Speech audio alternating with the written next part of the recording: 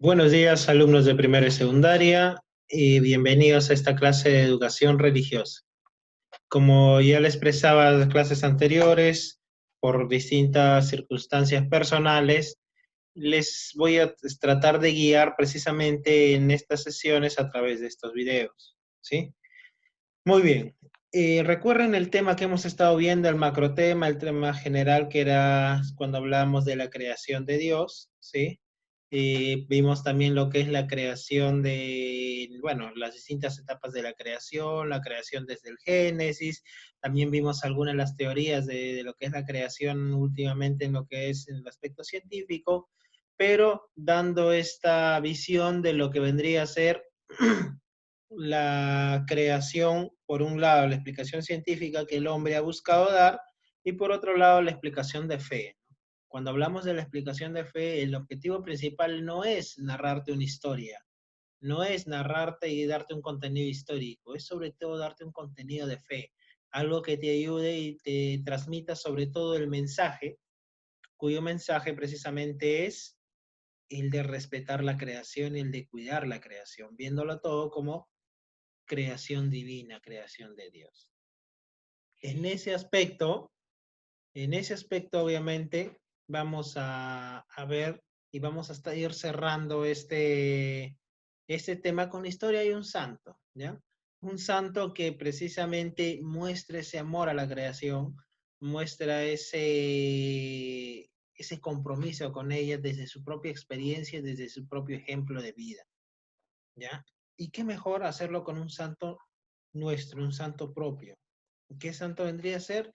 Estamos hablando de San Martín de Porres, un santo peruano, uno de los primeros santos a nivel latinoamericano, ya que consigue su santidad desde lo más humilde, desde la sencillez más común, desde el encuentro con el más necesitado, ya, y sobre todo con ese respeto y ayuda a lo que vendría a ser la naturaleza.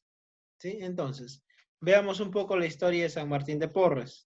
¿Sí? Te dice que es hijo de Juan Porres, que es un caballero español, y de Ana Velázquez, una joven mulata panameña, ¿no? Que residía en Lima. Cuando hablamos de una joven mulata, estamos hablando de una persona de color, ¿ya? Entonces, recuerden, tratemos de sacar nuestra mentalidad actual y tratemos de centrarnos en la mentalidad de esa época, época de la colonia, del virreinato, época en donde todo giraba en torno a lo que era Dios, ¿ya? La religiosidad cristiana era muy fuerte, toda la sociedad giraba en torno al que no estaba dentro de la religiosidad cristiana, era literalmente extinguido de la sociedad, ¿no? Entonces, era muy importante estar ahí y obviamente hasta los esclavos, los indígenas, tenían precisamente esta, esta visión y esta misión de pertenecer a la iglesia. Cada uno desde su condición, efectivamente, porque la sociedad entonces era así. Había ciertas restricciones, había ciertos estatus que el otro no podía pasar. Entonces, Fray Martín precisamente es hijo de un caballero español y de una precisamente mulata panameña, como la dije, ¿sí? Ahora, desde muy niño, desde sus primeros años, él se va a caracterizar y va a demostrar su espíritu cristiano, ¿sí? Y de ayuda, sobre todo el de ayuda, ¿no? Ayudaba a los que más necesitaban, a los más necesitados de la ciudad. Su alma era tan caritativa, ¿ya? No por la cantidad que daba, sino por la edad que tenía. Siendo niño daba, aunque sea lo poquito que tenía, pero daba. Ya muy distinto a, no es que ayudaba a un pobre y le daba, no sé, un montón de comida, no. Le daba así el pan que él mismo esté comiendo, pero le daba. Entonces se da cuenta que su ayuda, su caridad, no era pues por el afán de ser notado, sino porque realmente lo iba sintiendo, ¿sí?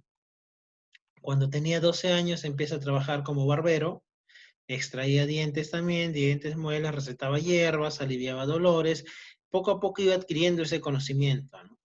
Ahora, a los 15 años, su madre pues lo deja con los hermanos dominicos, ¿no? Con los padres dominicos, pero él por ser una persona de color, no va a ser, pues no entra como un padre, sino entra como un hermano.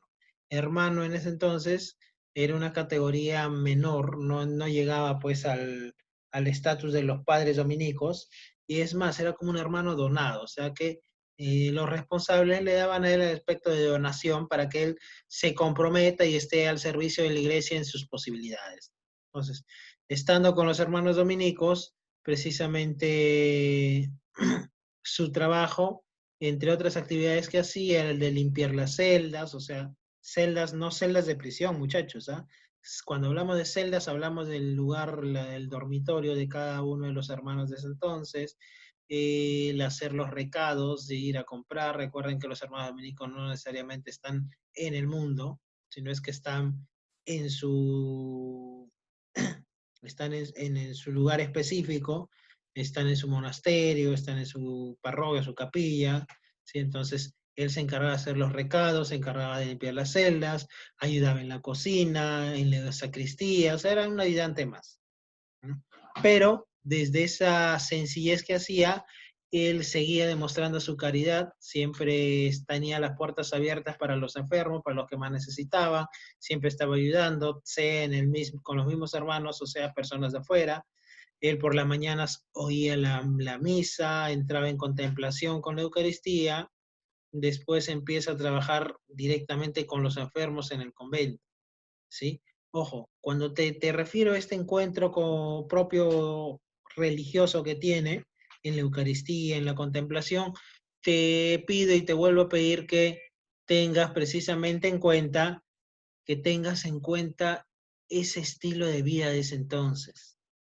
Ya era importante y no todos podían hacerlo, entonces era importante la figura que él iba manifestando, no todos lo podían hacer, no todos podían estar en misa, la misa no era para cualquiera, la misa era para cierto estatus de personas, la contemplación era una actividad, era una forma de acercarse a Dios privilegiada, que pocos lo alcanzaban y obviamente él estaba dentro de esos.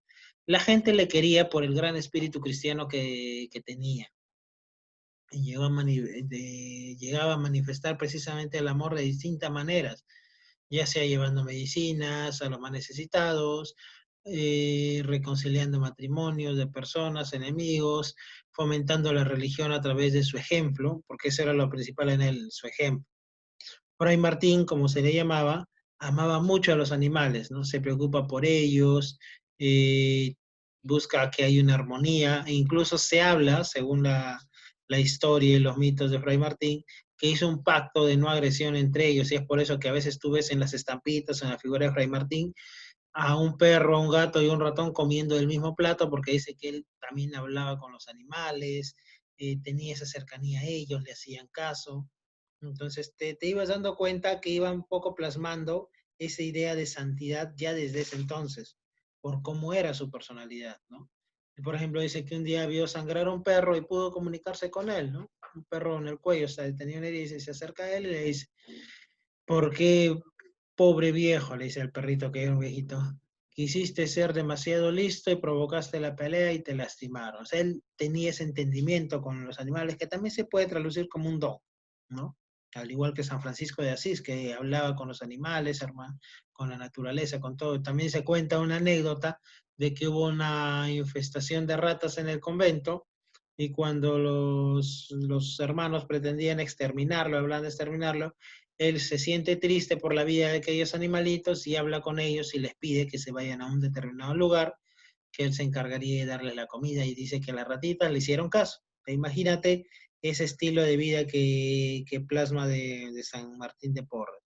Entonces, obviamente nos enseña que en esa humildad, porque no era no era el prior, no era el que mandaba en el convento, nada, era uno de los más sencillos, un hermano de los más sencillos ahí, y a pesar de eso manifestaba una fe y un testimonio de Dios inmenso, ¿ya? Eso para tenerlo en cuenta y sobre todo ese apego a la naturaleza, ese amor por la naturaleza que tenía. ¿Sí? Entonces, ¿qué tarea te voy a pedir para ti, alumno de primera y secundaria? Escribe algunas virtudes que manifiesta San Martín de Porres, perdón, ¿sí? No es necesariamente la diapositiva, sino también puede ser de la información que busques tú, ¿ya?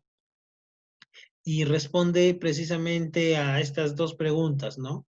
Que ya es más aplicada a tu persona, ¿no? ¿Cómo contribuyes tú al cuidado de la creación? Si San Martín contribuía con ese apego y ese cuidado de los animales, ¿tú cómo lo haces, no? ¿Qué acciones deberías corregir para cuidar la creación? ¿Mm? Y a partir de esas dos preguntas, el tercer cuadro lo vas a completar, es elaborar un compromiso precisamente con lo que es el cuidado de la creación. ¿Qué acciones realizaré? Por lo menos 2 o más acciones. ¿Cuándo lo harás y cómo lo harás? ¿Ya? ¿Y dónde lo vas a hacer precisamente ese compromiso? ¿Sí, muchachos? Y esperamos que se cumpla el compromiso. Eso sería todo, con eso estaríamos cerrando el tema de la creación, un poco el objetivo que era el ver que es una visión de fe, un testimonio de fe, el hacerte a ti, sobre todo valorar lo que es la creación, ¿ya? Reconociendo que ella también es creación de Dios, al igual que tú, ¿sí? Muy bien, muchachos, tenemos 2 días para enviar las evidencias al correo, ¿sí? Para varios que me lo están enviando, si me está llegando, se agradece, ya saben las indicaciones, nombre, apellido, grado, sección, y en lo que es el asunto pones pues el curso, que es religión, y el número de tema, ¿sí? Cuídense, nos estamos viendo hasta la siguiente clase.